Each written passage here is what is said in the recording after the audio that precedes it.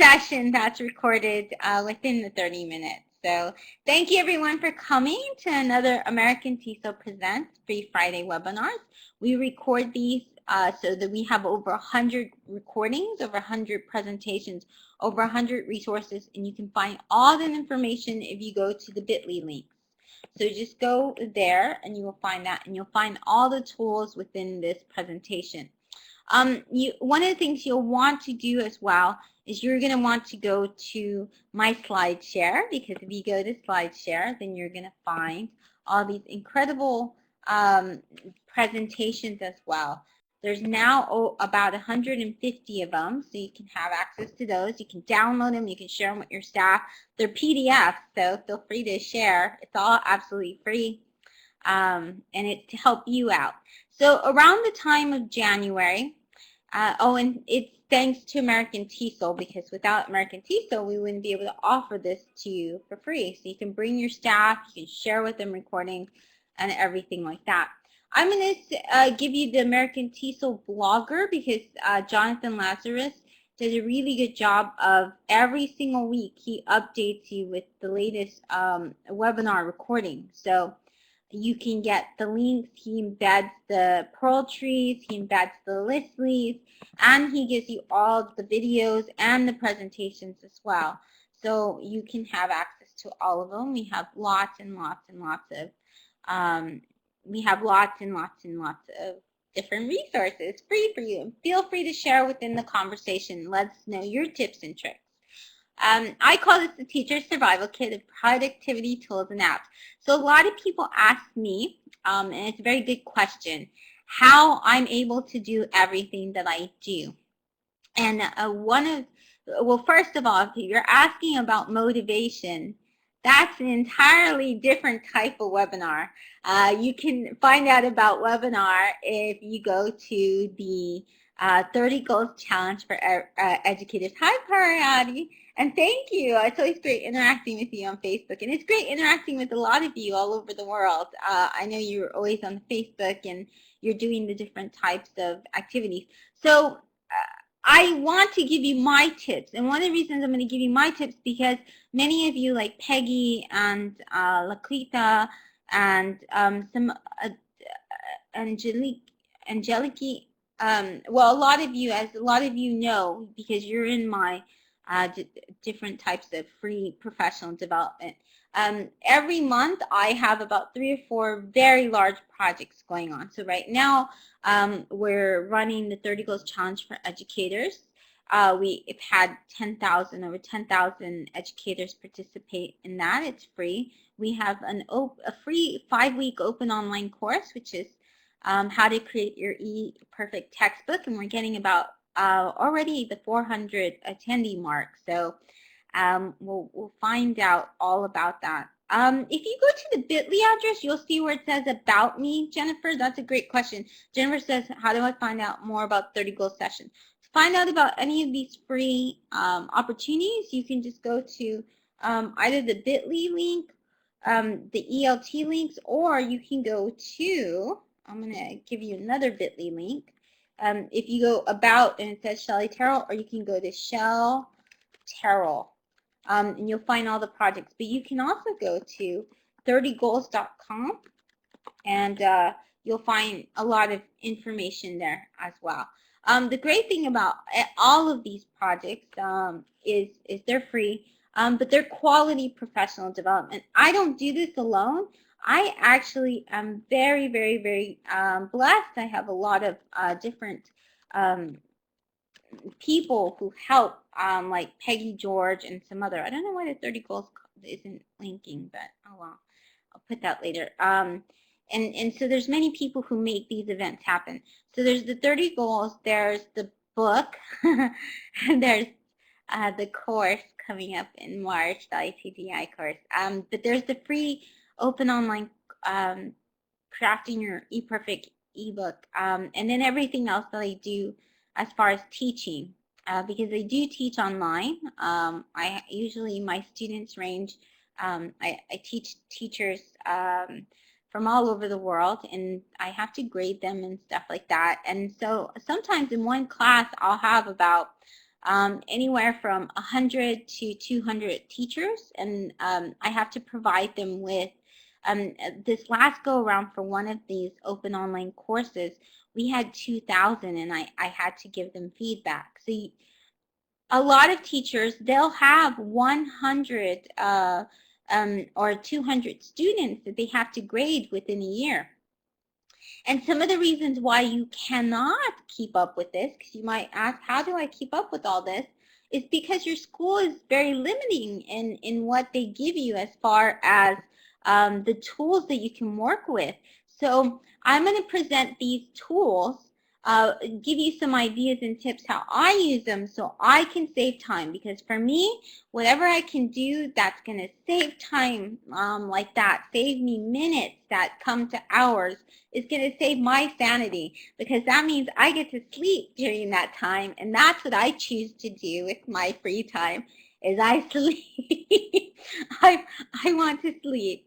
So one of the things is, exactly, Peggy, and I'm already, Peggy, by the way, we're already scheduling the next RSCon, so that's another thing I'm planning this month, this crazy month.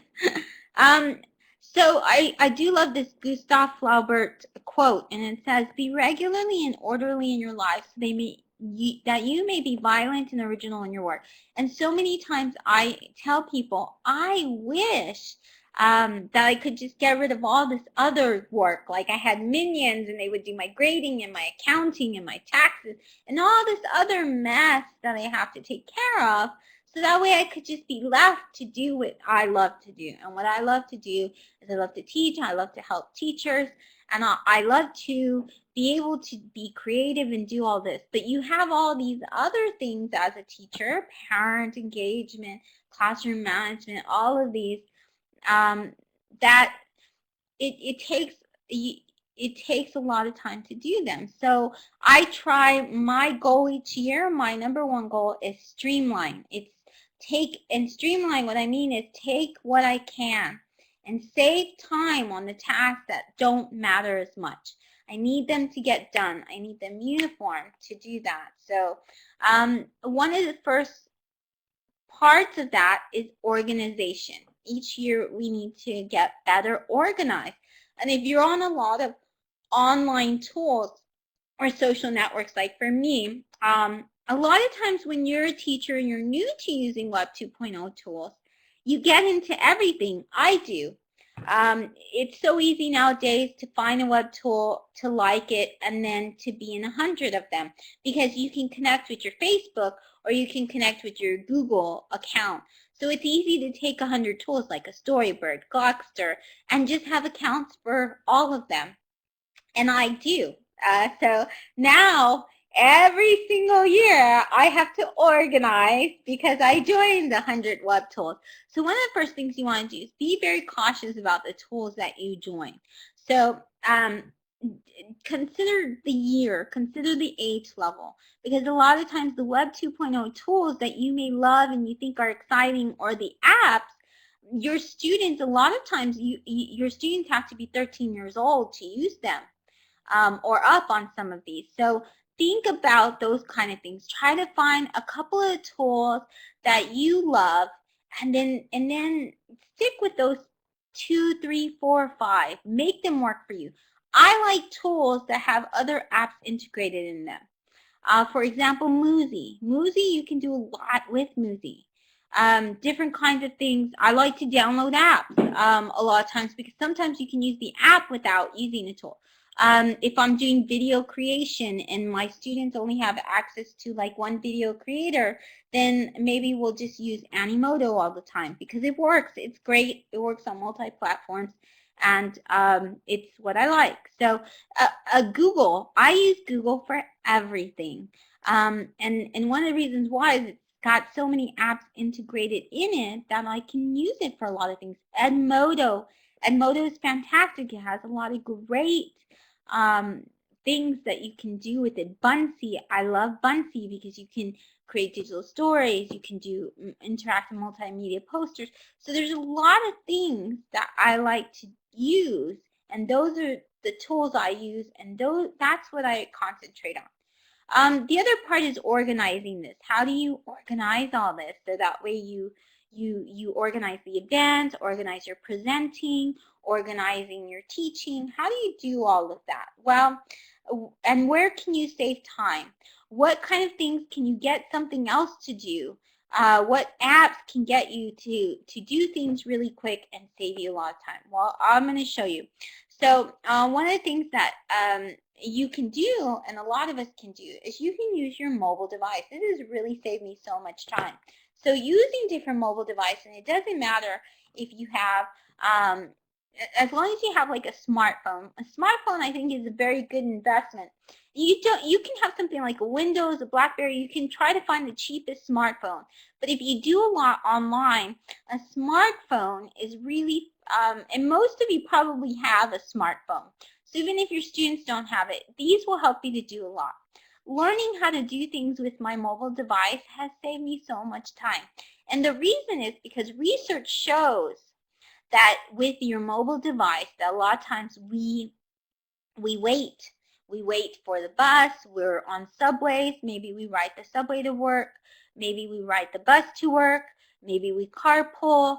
Maybe we're waiting in line to go see a movie. Every time that you wait, you get frustrated. You get, if you're in traffic and things like that, then you get very frustrated. So if you're not driving, that's that's something to note. You're not driving, then you can do a lot of things while waiting, and you can do it on your device. So that way you take it off it, and then you can use that time so you're not stressed out or focused on traffic or waiting, but instead you de-stress, you use that time wisely, and you bookmark and do things that you have to do. So for example, so a lot of times when you're using something, try to get things that will be on your mobile device. If you can get your school to let you use Edmodo, Edmodo is a great example of that, because you can have Edmodo on your mobile device, and then you can go and you can go up and you can with Edmodo you can do grading, you can respond to your students. If you have another private device, like a private LMS that your district is probably paying for, you're not going to be able to do that. A lot of these aren't accessible on a mobile device. Another one is Moodle. Moodle you can get on your mobile device. So if you can teach in these two types of platforms, then that's what I recommend. There's a lot more you can do with your mobile device. You can do research, so you can research for lesson plans. You can bookmark. I use Diigo for everything, so I really like that. You can store things on your mobile device. You can blog from it. You can tweet. You can use Facebook. You can manage a Facebook group if you have a Facebook class group. You can make presentations, and then you can bookmark as well. When you're thinking of what kind of an app or tool to use, go with what works and what is best and recommended by teachers. Diigo. Diigo's fantastic. I love it. It's one of those, it lasts a while, use it. Google. Google is fantastic. They have lots of mobile apps, things like that. A lot of people say Google's an empire. Maybe, but it saves me pretty much, if all the time that Google saves me would probably be a month of time. That's how much I recommend Google, because it really does save me a month of time. So it is one of those things that I've jumped on the bandwagon, and I've done. A lot of my things are on Google. Edmodo, Evernote. These are all apps that teachers and tools and web online tools that teachers recommend that are really fantastic and save you tons of time. HootSuite as well. So these are the things. The great thing is all of these are free. They have where you can use it on your web browser, where you can use it on your mobile device. It has a browser extension, and it also has software. So let's see what that means. One of the ways that you can save a lot of time is get to know your browser. What can your browser do for you? This little trick, just knowing. And what do I mean by a browser? Well, when you access the internet, you access the internet with either Chrome, Firefox, Safari, Internet Explorer. So in the chat box, tell me what type of browser you use.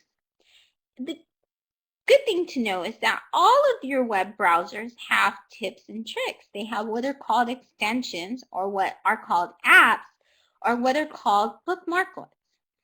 I prefer Firefox and Chrome.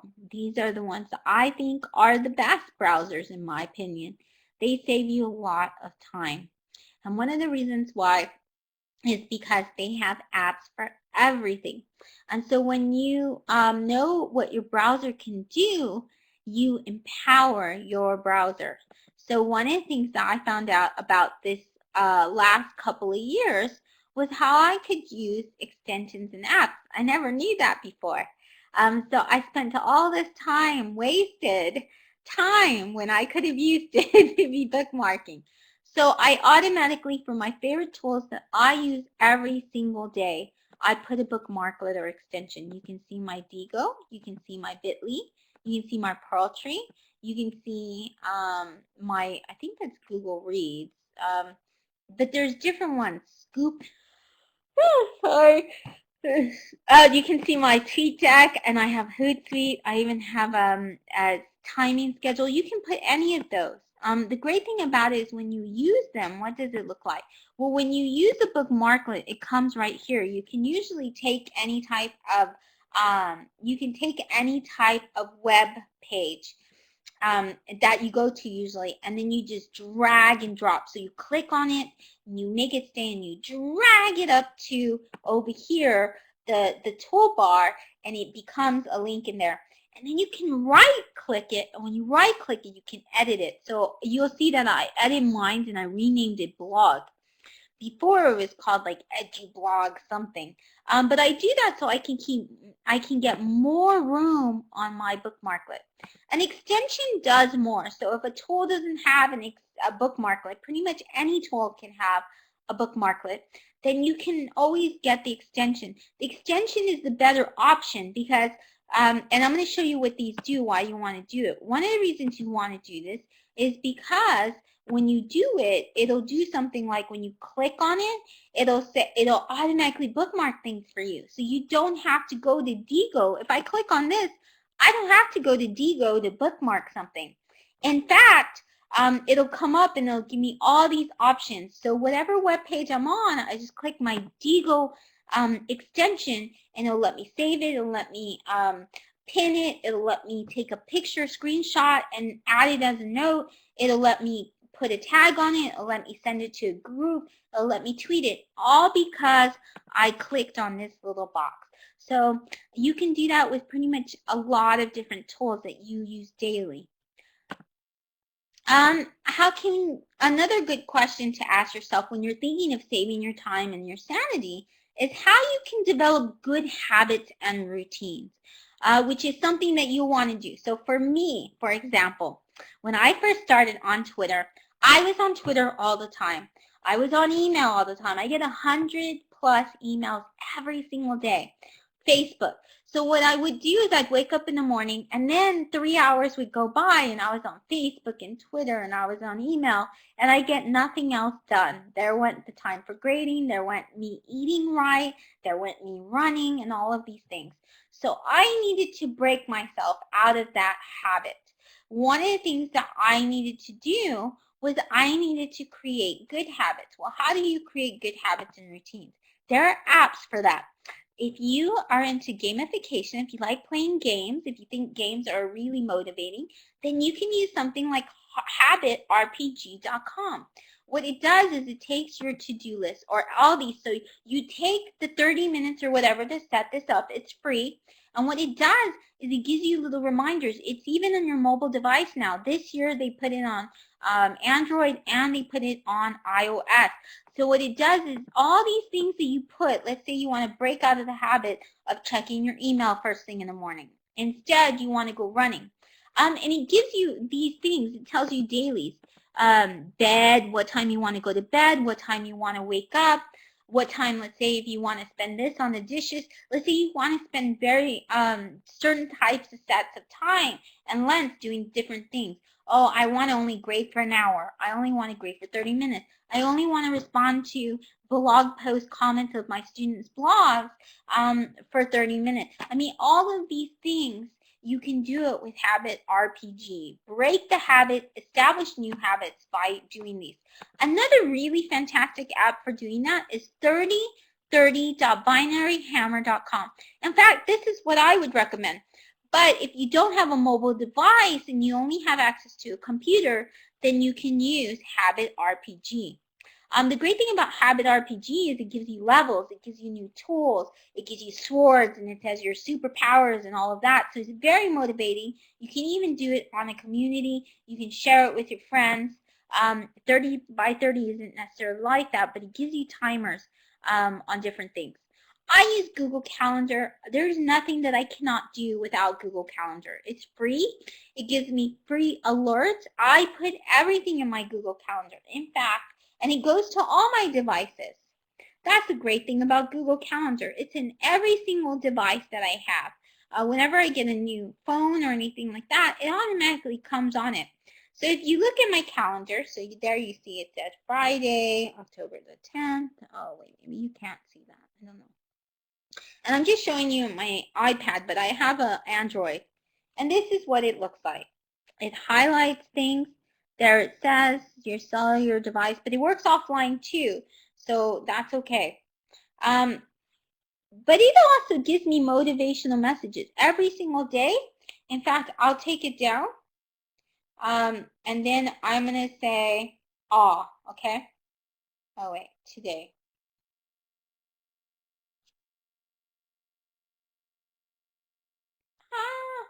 Okay, so where did I go? Come on, Shelly. Where is this calendar? But it does different things as well. So here it says on the bottom, there are 5 tomorrow. There are 5 events scheduled, and it says the first one starts at 10 a.m. Now I send myself motivational messages through this. So a lot of times it'll say something like, you know, you're a, and I try to word it in a way that I'm not just going to ignore it. So something like, and I try to do it for like weeks on end and then change the message so I don't ignore it. But there's a lot of things like, hey, you're a gem, treat yourself like one, exercise, eat healthy, things like that. So I put that kind of stuff in it as well. The other goal is you want to spend less time on social media. So a lot of times we get excited, and I love social media. I'm always doing things online and stuff. But I have realized, especially for health reasons and wanting not to get, I was getting migraines and stuff for a while and losing sleep. So it's healthy that you spend optimally with your brain for any activity, not just social media. And this is for your children too. And it's very important for kids. If you get them on the computer, iPad, all this, that's great. I think it's wonderful. The idea is to find a balance, to limit. So one of the things you can do is take breaks every 15 to 30 minutes.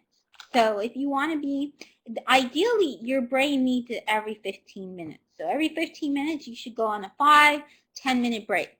The 5 or 10-minute break is you go out there and you walk around and do things instead that are very productive. You don't, for example, you don't want to say off the internet or off the off your computer and then go do things on your mobile device, because that defeats the purpose. You want to replace it with activity.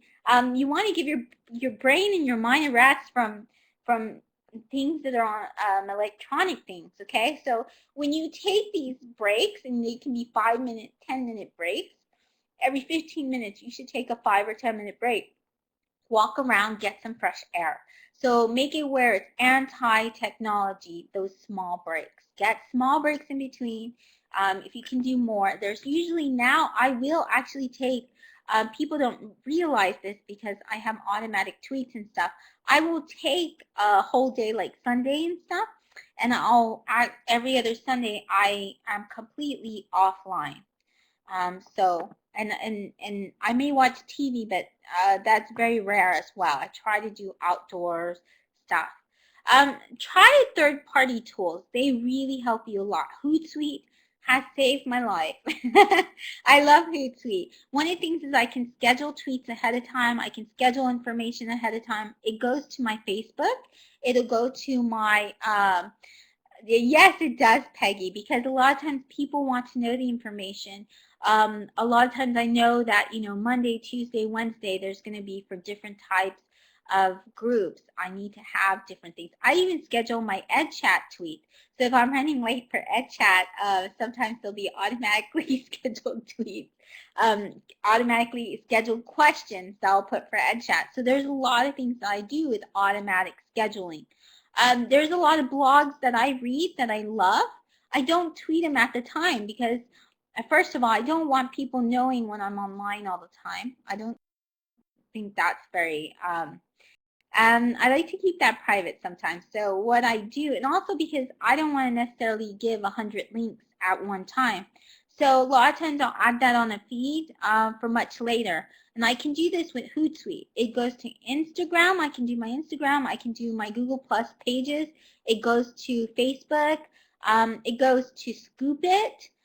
So with HootSuite, you can post one link and you can make it go to 10, 15 different social networks that you're a part of.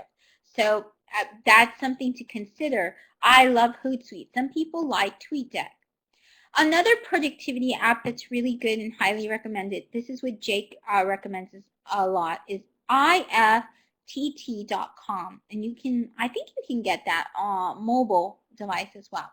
But what it stands for is if this, then that. And what it does is you can take your different tools, like for example, here's the pictures. Every time you upload a picture, see, here's one of the ideas. Save my iOS photos to my Dropbox. So you can schedule it. You connect it with all your different types of tools out there. And then you say, if I do this, like for example, if I tweet something, then save it to Diigo, and then I can put things like categories and things like that, or add it to my live binder. Or, I mean, these are things. And now IFTT.com, I don't use as much. And this year, I'm really going to try and get this organized and do it because it's going to save me lots of times when I do this. You can even do things of, if I grade this, if I add this grade on my spreadsheet, then add it to Edmodo or add it to, so you can do things like that to where, or if my student adds to this form, then give them this grade or something like that. So you can do a lot of different things. Bookmarking is very essential. How do you do this more and organize more effectively? Well, like I said, my favorite tools are Diigo, Listly, Delicious, Evernote, Symbaloo, Google Drive, Twitter, Scoopit, Pinterest, Live Binders, EduClipper, and Pearl Trees. These are all ones that are free. They're all tools that I love. If you only want to get one, get Diigo. Diigo is absolutely wonderful.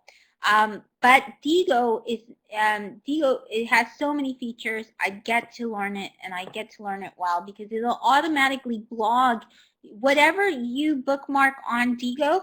You have the ability to make that an automatic blog post. So one of the things it does is it'll automatically post to your blog, and every week you have that blog post. So if you're someone who's saying, I want to blog, if that's one of your goals, then Diigo will automatically do it for you. You just bookmark. You constantly bookmark in your bookmarks for the week, and that'll be a blog post. The other thing you can do with Diigo, one of the things that I've done is I bookmark all my upcoming events. So now if you look at the side of my blog, I have embedded that. So anytime I have a new event, all I do is I go and I bookmark that page, and it automatically, and I add that tag, which is Shelley Terrell Events, and it automatically shows up on my blog. It automatically shows up on my portfolio. So I don't have to go into those places and update my events. All I did was I bookmarked it. So I can do a lot of things by integrating tools. So I've integrated Diigo, and I've integrated it with live binders, and Peggy does this a lot as well. So make your tools work together to do more for you. So for example, I've used Pearl Trees with live binders. I use Listly with live binders. I do a lot with live binders. I like what live binders look like. I think it's pretty. I think it's great for my e-portfolio. And now I've added I use Google Drive with it, and I use Diigo. And this year, if you look at my bit.ly right now, in fact, I'll even show it to you right now. If you go look, you can see the different changes. So why my e-portfolio, it looks different than it did before because I'm getting smarter at this. I'm trying to make it faster and work for me better. I've even changed it for the webinars as well. If you go to the bit.ly for the ELT links, you'll see this year I'm using Listly. And when I post something, it automatically goes to my blog, and it automatically goes to also my live binder. So I like to collaborate. I like to make tools work together and make them better this way. I love Listly. Listly has saved me for a lot of things. Now, the problem with Listly, well, I don't think it's a problem, but as a teacher, Listly is a great bookmarking tool. Anybody can add to your list. So a lot of people don't like that. For me, it's really saved me. I don't need to approve them. I can manage my list. I can't manage who posts or anything like that, but what I can do is I can just delete it. So it gives me a notification, and then I just delete it. But a lot of teachers don't trust that. I do. It saved me a lot of times in information. I think that's part of digital literacy and digital footprints and citizenship. And if we teach our students well, then they're going to add to it. And if not, then we just moderate it and take it off. But I think that if you work with older learners, if you work with university students, even high school students, that it's fine to make collaborative lists where they can just add to. I believe in trusting learners. And if the learners do, sometimes in my recent open online course, there have been things that I've had to delete, but it didn't take that long to delete it. There's very few times that I've had to do that. It saves me so much more time than adding 400, 500, 1,000 people on a bookmarking list. If you want to do that, if you want to add 1,000 people on a bookmarking list, you can sometimes. I mean, there's other collaborative tools. There's Pearl Trees, there's Pinterest, but I find Listly is the easiest, fastest, quickest way to really do a lot of co-learning online. Diigo, you can bookmark, organize, curate, annotate. One of the great things, if you add the tags, you can make it to where Diigo, if you go to the settings, whatever you bookmark will automatically end up, whatever you tweet and you do it with a certain hashtag, then you can connect it to your Twitter. So you don't even have to use the Bookmarklet or anything like that. If you actually just tweet a link, it'll go under your favorites and be under Diigo. This is what it looks like. It comes up the Diigo extension. When you click on it, this is what it does. It says, do you want to tag? Do you want to read it later? Do you want to screenshot?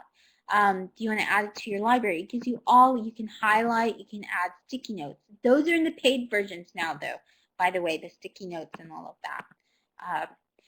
But you can use the free version. I use the free version of all these tools, and I like it. So when I'm integrating tools, this is what it looks like. I did the upcoming events for Diigo, and this is what it looks like. It's on my Pearl Tree. So under upcoming events, you'll even see where I bookmark my Simple K through 12 free webinar tomorrow on digital storytelling tools.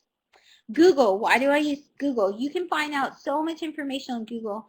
Google will help you grade quickly. It'll automatically grade. What do I mean by that? Well, there's a really great tool that's called Subaru. So Google has all kinds of great things. It has 15 gigabytes of free space that you get with the free account. You can collaborate and have your students. I have my students. I make my handouts, my worksheets.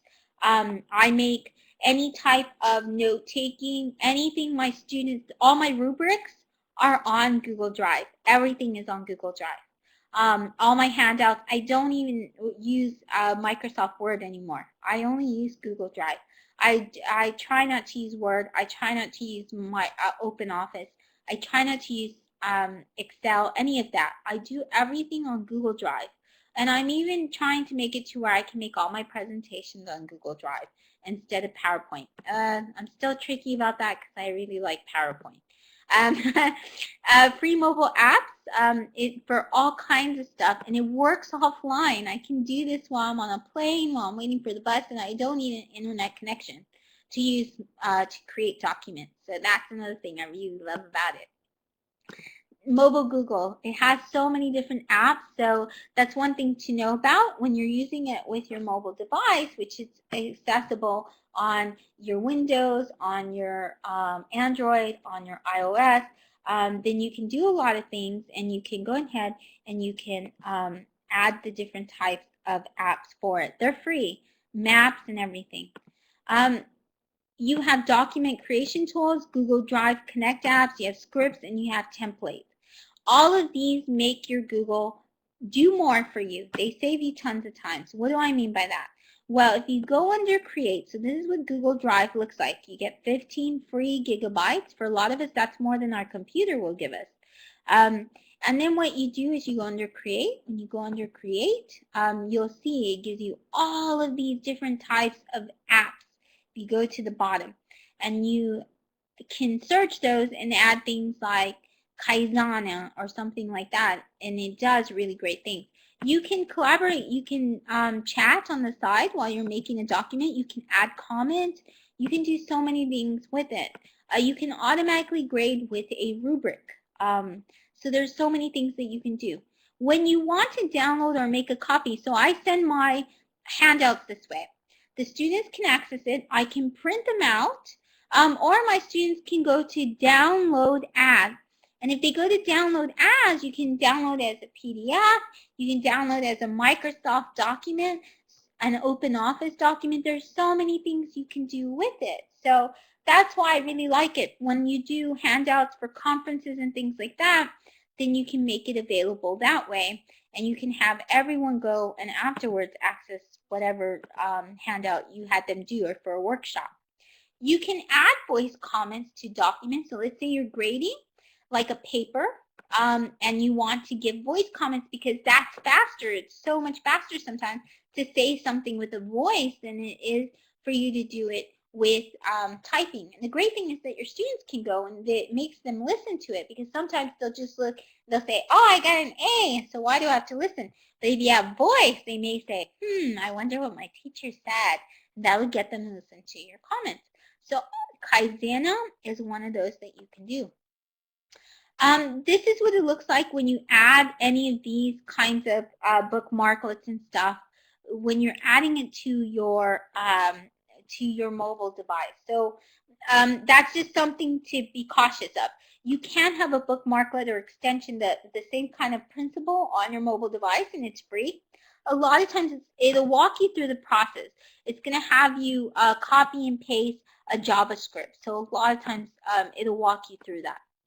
So when you want to open with Pisana, when you want to open and add voice comments or any of these apps, what you do is you click in your Google Drive, and then what you do is you open up whatever document you want. Here I opened up the collaborative notes, and then I say open with, and then I choose. I can choose Pisana or anything else like that. So then I just choose Pisana, and then it'll come up and it'll look like this.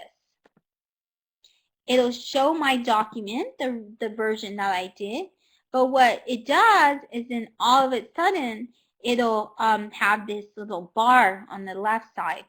And then I just click here and I can record my voice. I have to allow my voice to be recorded. And I can even tag it, or I can write a written comment. I don't have to. And then I can email it back to that student. I can do that with 100 students really fast because it automatically will give me the ability to email it. So I don't have to go and add these comments and then afterwards go and email it. It'll just do it all within the app. You can use something called Kubricks. Kubricks is really wonderful. So you create your rubric with Google Docs, and I have all kinds of rubrics. My new book is going to have a bunch of rubrics. They're all on Google Docs, so you can use Kubricks with them. The great thing is every time a student turns in a paper through your Google Docs, then you can put Kubricks on there, and then what it does is it pops up with your rubric, and you just click and add the number. So all your students' papers, you don't have to go and use a separate rubric for it. It pops up within the window and it saves you time. You can even add individual comments. And then automatically it'll email it to the student. It'll email the rubric and the score just to that specific student. So it works by you already uploaded all of your students' emails ahead of time, and it's a faster way to grade papers. You can add the comments and everything really fast. You can use something called Subaru, which is a script. And when you do that, if you have quizzes, they'll automatically grade 100 quizzes and mail it off to your student. And you can even put a special template. It saves you tons of time. You have to learn what Subaru is and Kubricks because they will save you hours. So you can give an automatic online quiz or an automatic standardized testing where they choose A, B, C, or D or anything like that. And you can have them answer a 50 question, 100 question quiz or test or anything like that. You can give them automatic, as long as it's a standardized, then it automatically will send each of them. It'll grade it automatically. You just insert the key. It grades it automatically, and then it automatically emails it to the student. I did this for my open online course. I even made it task-based. So it wasn't A, B, or C or choose anything like that. I even did it where I tested it out, and I had 2,000 students, and they had to create a listening game or activity. So if they chose listening game, it sent them 1 grade and 1 email if they turned it in and it matched the criteria. And I could do that. So I had 2,000 students and it automatically sent an email.